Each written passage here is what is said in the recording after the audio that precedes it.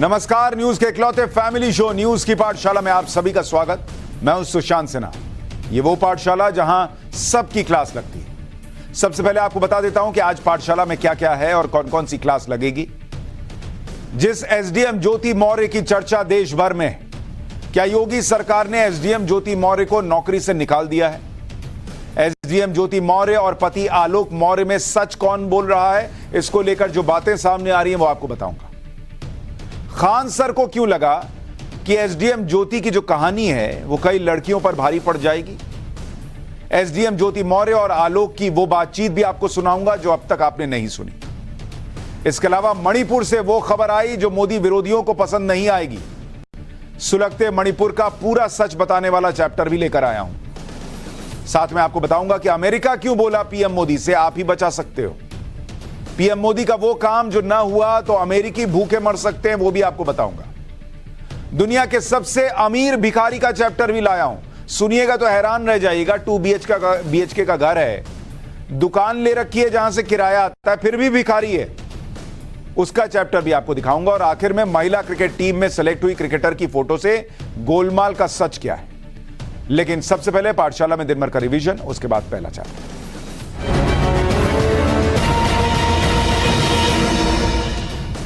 महाराष्ट्र की राजनीति अब दिल्ली में शिफ्ट हो गई। शरद पवार ने आज दिल्ली में पार्टी की वर्किंग कमेटी की मीटिंग की। इसमें एनडीए में शामिल होने वाले नेताओं को पार्टी से निकालने के प्रस्ताव पर मुहर लगा दी गई। शरद पवार ने कहा कि एनसीपी के अध्यक्ष वो हैं। उधर अजीत पवार कैंप कह रहा है कि शरद पवार ने जो मीटिंग बुलाई थी वो मीटिंग ही गैर कानूनी है। कांग्रेस ने राजस्थान का संकट सुलझा लेने का दावा किया है। सचिन पायलट का दावा है कि उनकी मांगे मान ली गई हैं। चुनाव से पहले राजस्थान में कोई सीएम उम्मीदवार घोषित नहीं होगा। आज दिल्ली में राहुल गांधी और मल्लिकार्जुन खड़गे के साथ बैठक के बाद सचिन पायलट ने भी बड़ा बयान दिया। पायलट ने कहा कि हम आने वाले महीनों में मेहनत करके अपनी सरकार रिपीट कर सकते हैं। शराब घोटाले में आरोपी दिल्ली के पूर्व डिप्टी सीएम मनीष सिसोदिया ने सुप्रीम कोर्ट में जमानत की अर्जी दी है। तिहाड़ जेल में बंद सिसोदिया ने सीबीआई और ईडी दोनों मामलों में जमानत के लिए याचिका दाखिल की है। दिल्ली हाईकोर्ट दोनों मामलों में सिसोदिया को जमानत देने से इनकार कर चुका है। हाईकोर्ट ने सीबीआई मामले में 30 मई जबकि ईडी मामले में 3 जुलाई को सिसोदिया की जमानत याचिका खारिज कर दी थी। यूपी के बरेली में अवैध मजार को हटाए जाने के नोटिस को लेकर बवाल हो गया। प्रशासन की कार्रवाई के विरोध में मुस्लिम समुदाय के सैकड़ों लोगों ने सड़क पर हंगामा कर दिया। दरअसल बरेली विकास प्राधिकरण ने सड़क को चौड़ा करने के लिए रुहेलखंड यूनिवर्सिटी के पास बनी मजार को हटाने के लिए नोटिस जारी किया है। मध्य प्रदेश की शिवराज सरकार सीधी पेशाब कांड मामले में डैमेज कंट्रोल में जुट गई। आज सीएम शिवराज सिंह चौहान ने पीड़ित आदिवासी से सीएम आवास में मुलाकात की। पीड़ित के पैर धोए, उसे माला पहनाई और फिर साथ में खाना भी खाया। सीएम शिवराज ने घटना को लेकर दुख जताया और पीड़ित से माफी मांगी। वहीं मध्य प्रदेश के पूर्व सीएम और कांग्रेस नेता कमलनाथ ने शिवराज की पहल को नौटंकी करार दिया है। तो दिन भर का रिवीजन हो गया। पाठशाला की पहली क्लास जिसमें आपको बताऊंगा कि क्या योगी सरकार ने एसडीएम ज्योति मौर्य को नौकरी से निकाल दिया है। एसडीएम ज्योति मौर्य और पति आलोक मौर्य में सच कौन बोल रहा है। खान सर को क्यों लगा एसडीएम ज्योति की कहानी महिलाओं पर, लड़कियों पर भारी पड़ेगी। आपको एसडीएम ज्योति मौर्य और आलोक की वो बातचीत भी सुनाऊंगा जो आपने अब तक नहीं सुनी। और इन दोनों के मामले में देश के लोग और महिलाएं क्या बोल रहे हैं वो भी आपको सुनवाऊंगा।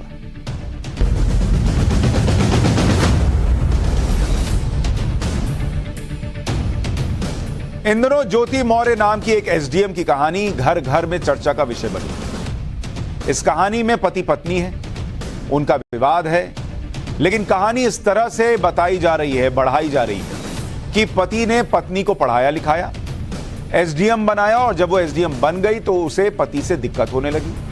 पति की छोटी नौकरी से दिक्कत होने लगी और उसने पति को दर दर की ठोकरें खाने के लिए छोड़ दिया। ये कहानी किसी को भी सुनाएंगे तो वो यही कहेगा कि एसडीएम पत्नी ने तो बहुत गलत किया। ऐसा किसी को करना ही नहीं चाहिए। पति ने पढ़ाया लिखाया, बड़ी नौकरी तक पहुंचाया और उसी पति को छोड़कर किसी और का दामन थाम लिया। वैसे तो ये पति पत्नी के बीच का मामला है। उनके बीच क्या हुआ वो सिर्फ पति पत्नी ही सबसे बेहतर तरीके से जानते होंगे। इसमें किसी और के बोलने की कोई जरूरत भी नहीं। लेकिन लोगों को इसमें फिल्मी कहानी दिखने लगी कुछ लोगों को, और लोग इस पर बिना बात के अपनी राय भी देने लगे। कुछ लोग तो चटकारे तक लेने लग गए। इसमें ऐसे लोग भी लग गए जिनकी सोच यह है कि लड़कियों को बाहर निकलना ही नहीं चाहिए।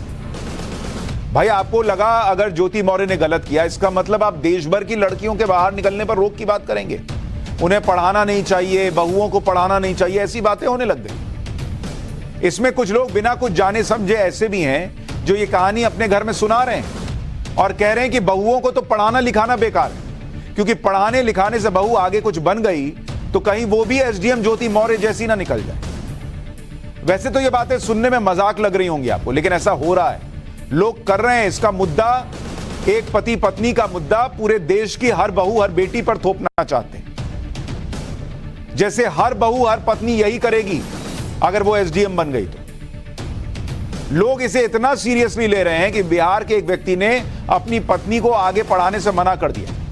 अच्छा, अभी दोनों ज्योति मौर्य और आलोक मौर्य के ऑडियो भी सुनाऊंगा और आपको यह भी बताऊंगा कि योगी सरकार ने इस पर क्या किया है, लेकिन पहले बिहार का किस्सा सुनिए।